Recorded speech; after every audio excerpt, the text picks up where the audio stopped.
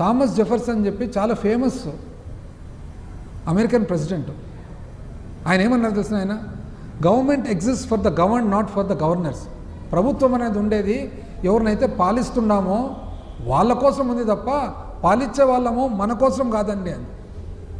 అయితే గ్రామాలలో మాత్రం నేను ఒక వ్యక్తిని అడుగుతుంటే పాము ఒక అమాయక రైతు నాతో రోజు అన్నాడనమాట, సార్ ఎప్పుడు కూడా సార్ నిజం అనేది నిజానంగా మనం నమ్మించేదానికి అవుతుంది సార్, అబద్ధం మాత్రము చాలా చాలా అవలీలగా అప్పటికప్పుడు నమ్మేయచ్చు సార్. ఇది మీరు గ్రాస్ప్ చేసిన మీకు కనుక్కున్నారు, మీరు కనుక్కొని మీరు అందుకనే ఎప్పుడు కూడా మీరు ఒకటి కనుక్కున్నారు, కృతజ్ఞతకు ఆశకు పోటీ పెడితే ఆశనే గెలుస్తుంది.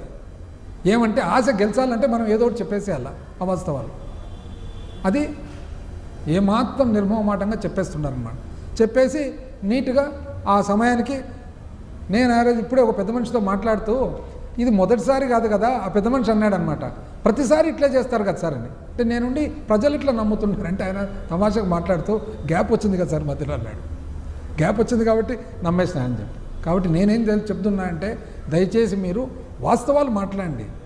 ఒక మనిషికి జీవితాంతము నమ్మేయచ్చు, అందరిని ఒక్కసారి నమ్మేయచ్చు, కానీ అందరినీ జీవితాంతము నమ్మించేదాన్ని కాదు కదా. దయచేసి ఈ దగా పాలన మానుకొని